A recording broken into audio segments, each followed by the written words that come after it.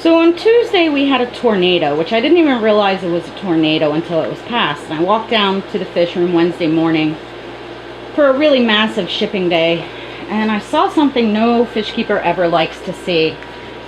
And that is a pretty decent amount of water all over the floor. Now luckily I have corner drains, so it all drains to there. But my first thought, like most of yours would probably be, is I must have had a tank failure. But as I looked around the fish room, I didn't see any of that. And then I realized, as I was standing here admiring all this lovely water, that it was dripping on my head. So the torrential rains just seem to have overwhelmed things around here, and it's leaking into my house. Now, I rely really, really heavily on my husband for most of the heavy lifting around here, including, you know, running my plumbing, running my electric, breaking ground for my buildings, putting up my buildings. He's really, really handy, but he is down for the count for quite a while from major surgery. So I think what I'm going to do for now is just try and get everything dried out. Unfortunately, it's still raining, but once I can get everything dried out, then I'm going to try caulking all of this. And then once he's better, we can address it more formally. But yeah, something a fish keeper never wants to see.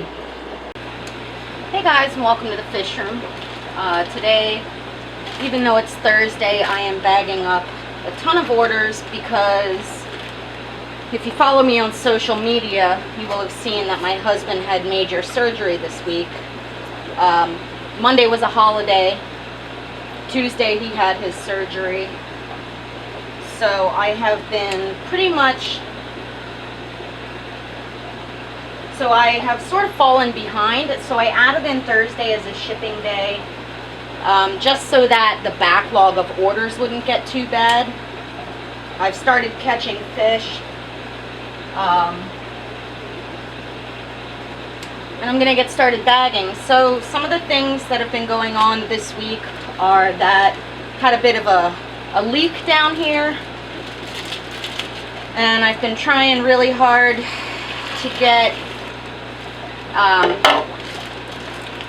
video footage edited on all the high pan citrus, but I have two memory cards that are 64 gigabyte full of images and videos, so it's taking me quite a bit longer than I anticipated, but I am working on that.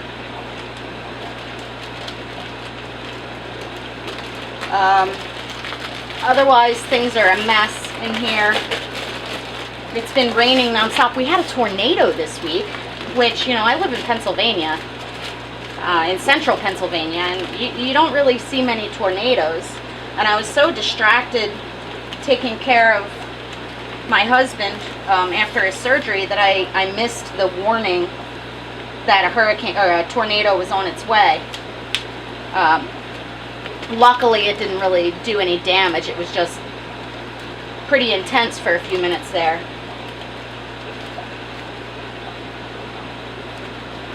Which reminds me, I wonder if all of you guys have a backup plan in case of power outage.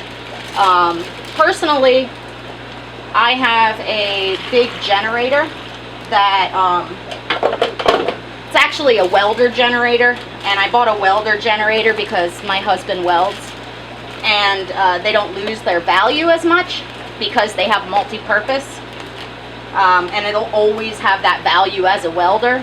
It can power our whole house and the fish room, including refrigerators and freezers. Now, I don't tend to run things like the air conditioner on it, but certainly our well pump and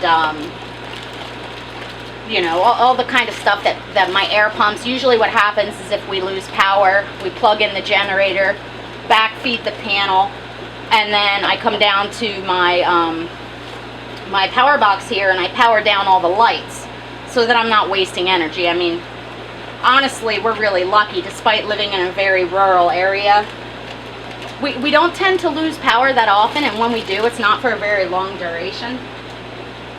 So, you know, I mainly what I'm concerned with is the lifeblood of the fish room is my air. So that's what I make sure is running. And if any tanks have heaters, so I just turn off the lights and run the rest.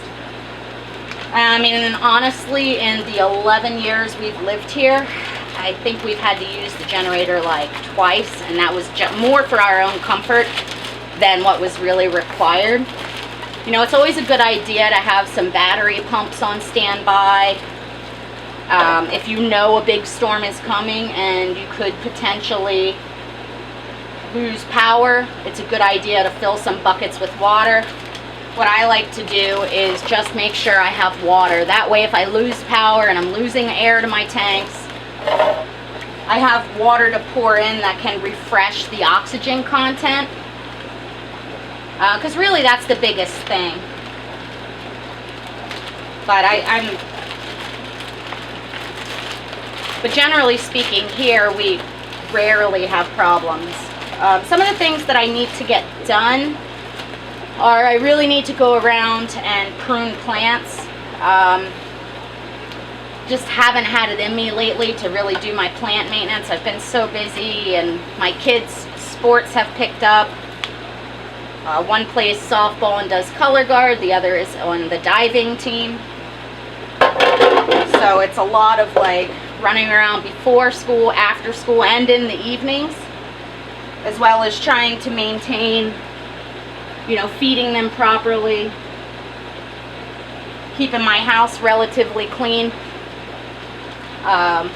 answering your guys' emails, and just, you know, life stuff. It's made it kind of difficult for me to do what ends up being a more optional thing like pruning plants.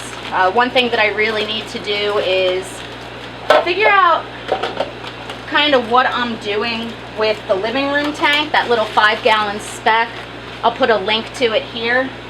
You know, I rarely to never maintain it properly. It is a beautiful little tank. I did a nice job, but I'm thinking I might want to break it down and pack that tank up for a while, just because I'm really not doing it justice. So I'll either do that or give it a total makeover. I'm kind of torn on which one I want to do. Let me know below what you guys would like to see me do. Do you think I should just take it down because it's a hassle to maintain a tank upstairs? Or do you think I should give it a revamp with different plants? Let me give you a little bit of history here. I set it up late June, early July of last year of 2016. I planted it with dwarf hairgrass, narrowleaf java fern, hydrocotyledon tripartia Japan, some Anubia, some mosses, little tiny echinodorus or sword, and a couple other plants. And what's happened is the java fern has shadowed the substrate, so a lot of the hair grass has sort of dissipated. There is only in one little section. So I don't know if I should pull out the java fern so that we can see the hardscape better and let the hair grass grow back in, or if I should replace the hair grass with something else, or what. So, you know, basically I want it to look nice, and it does from across the room, but when you look up close as a person into planted tanks, it's lacking something at this point. So let me know what you guys would like to see. Would you like to see it totally redone? Would you like a progress report on that? Speaking of progress reports, it's almost the 150's 2-year birthday, so I hope to have time to shoot an update video on that for you guys. Trying to focus mainly on Pleco information this month, so I have some plans to shoot how to set up a Hypancistrus breeding tank, how to set up an Ancistrus breeding tank, considerations for feeding, you know, that kind of stuff. You guys probably already saw my What's an L Number Anyway video, sort of giving an overview of like what that means. And I'm going to do a species spotlight hopefully this weekend on one of the rarest Hypancistrus there is, and that's the L173, which is similar to, which is one of the black and white zebra types that comes from the Rio Xingu near the Big Bend. But I'm having some difficulty because I shot a ton of footage but I have to do the narration over it, so it's difficult to do the timing because I have a lot of interesting challenges with that.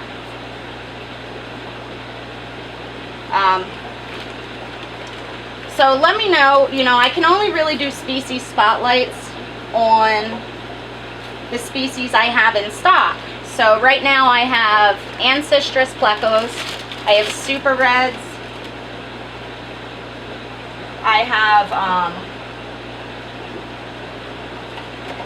have super red Ancistrus, I have lemon seam Ancistrus, I have some wild Ancistrus, I have some albino Ancistrus, I have some calico Ancistrus. Would you guys like to see a video about how I get them to breed and how I set up their tanks? Would you like a video on the different color forms? Let me know. Then I also have L450, which is another zebra type, L236, which is another zebra type, and then the L173Bs, which are sort of fascinating to me because they have a really strange story behind them. And I'll probably touch on some of that this weekend in my species spotlight. But yeah, I don't, there's so much stuff I want to do for you guys. I still have to do my carnivorous plant substrate video. I need to do a, well, it's too early yet, but I need to do my overwintering video for all the plants outside. So yeah, lots of stuff coming up. Right now I'm just going to finish bagging up and boxing up these orders, and then we can take a look around the fish room at some of the fish.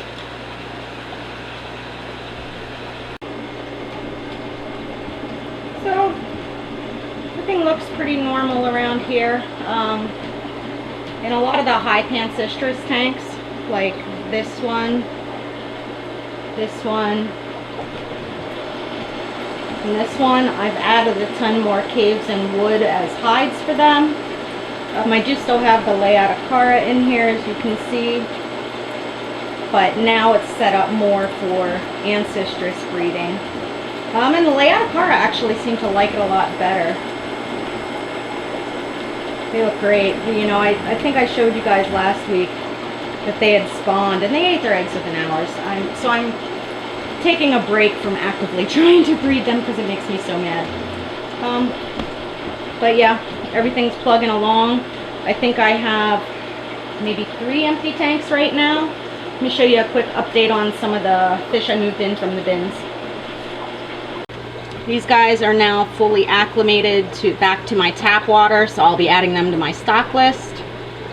This is the Meteor Minnows and the Orange Indian Hatchets. Everybody's looking fat and happy. The fry's putting on size. Working out pretty well. I think I showed you guys my Ancistrus fry in this aquarium. Let me see if I can find one to show you. There's a little tiny fry up there, right below that floating container, right there. These guys are a little over a week old now, and there's about 60 of them in here. I also collected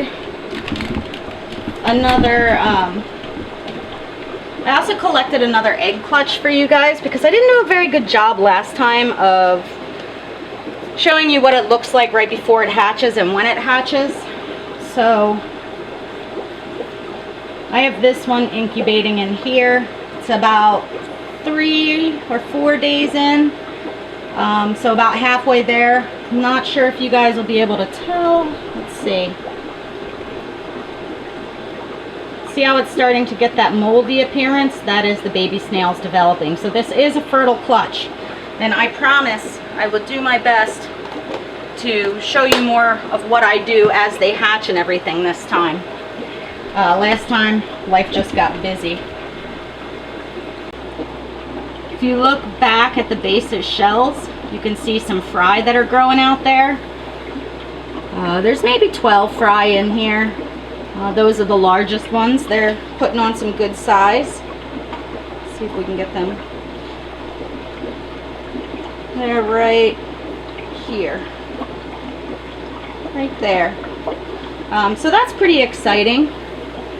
I'm hoping that these guys are now on a massive breeding trend, because I know a lot of you really want to get some, but I can only sell them when I have them of a good size to sell. So this gives me hope that before too long, it looks like we've got one defending over here. It looks like we have ones defending back here or setting up to spawn. So that's hopeful. Maybe we'll have another spawn coming out of here soon. You see that guy being all frisky, defending his territory? That usually means that there's eggs. I haven't seen fry yet, but I would expect to see it anytime now. See if we can get these rainbows to hold still. These are a little dwarf blue eye. These are blue eye dwarf rainbows, pseudomugals, and they are one of my favorite fish. Absolutely stunning when they hit maturity like this. Now their tank does have quite a lot of driftwood because I'm breeding other fish in here with them, but you can see at like 1.25 inches, these fish are fantastically beautiful, especially the males with those crazy sort of pelvic or pectoral fins. See, the females, or the males, have a lot more finnage and those crazy upturned pectoral fins, and the females are more of a lemon yellow color. Really, really pretty fish. Now these are a Gertrude variant, so these are called, I believe, Arrow 4s. Really nice looking fish though, with all the spotting in the fins. Just wanted to say thanks for watching. I'm going to get back to work here in the fish room. I may or may not try and go live on my business Facebook page, which is under Invertebrates by Ms. Jinx or Ms. Jinx. May try and do that tomorrow. I did it last week. It was kind of fun. We'll have to see if I can get this place cleaned up enough to not be embarrassed. As always, thanks for your continued support, and let me know below if you have any comments, suggestions, or questions.